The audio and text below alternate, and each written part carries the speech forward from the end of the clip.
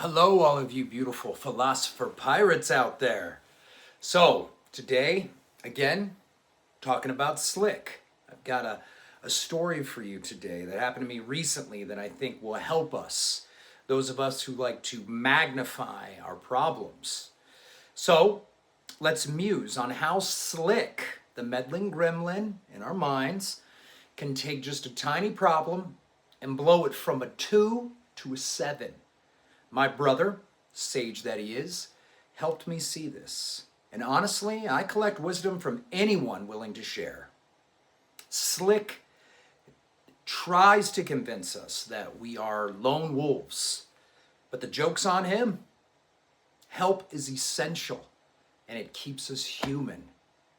Yes, I get professional support. I take therapy, soon psychiatry, family, books, the whole village. I'm not shy about it, and I'll be very excited to go more into that as we go along. Now, if you've ever been propped up by others, you know how powerful it is to pay that forward. Now, here's the quick tale. I was at a spiritual class seeking enlightenment and a dash of philosophy in there, and someone in the group said something innocuous, but Slicked jumped in and cranked up the drama, and suddenly I was fuming. By the time I got home, my mind had spun a harmless comment into a catastrophic event. That night, Slick kept me tossing and turning, but come morning, clawed my way back down from a 7 to a 2. The lesson? Don't let Slick turn molehills into mountains. It's hard, especially if you're prone to anger loops, like me, vicious ones too.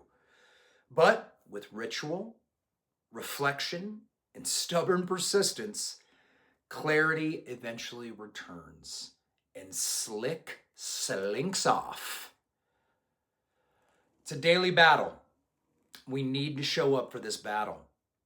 Now, in my current sales gig, where income swings wild and the pressure is real, I've watched the top closers, I've observed them, and see how they operate.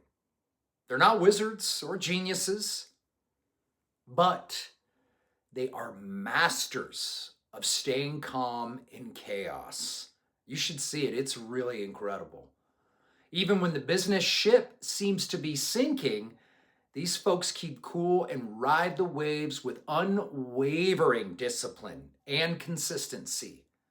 Slick, he loves to coax me into the slacking off, especially after a win or a good sale.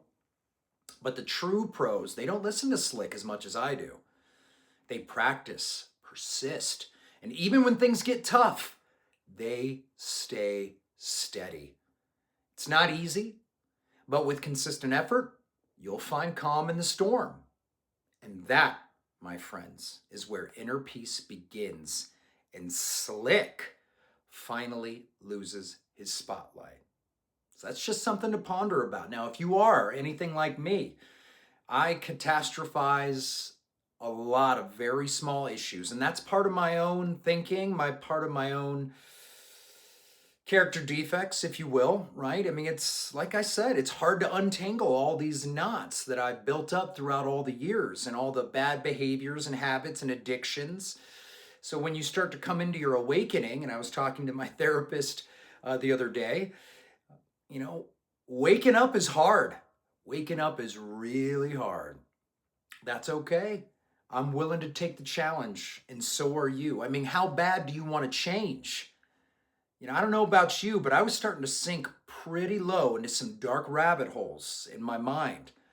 Being alone, it can be a scary thing sometimes, but when you take away the isolation and replace it with solitude, those two are different things. I'll talk more about that later. The point here is to not let Slick blow up harmless situations, words, whatever it may be, into 7s. I do that so much. I'm so used to doing that. It's very hard. So even in the morning when I was dealing with all of this, just a small thing that I'm just constantly playing out in my head, I had to go throughout the rituals like I spoke about, and eventually it got a lot better for me throughout the day. By the afternoon, I was like pretty good. I had really gotten out of that dramatic, vicious loop that I tend to want to put myself in, because doesn't it feel good to feel so justified in our anger? I know for me it does, but what am I doing?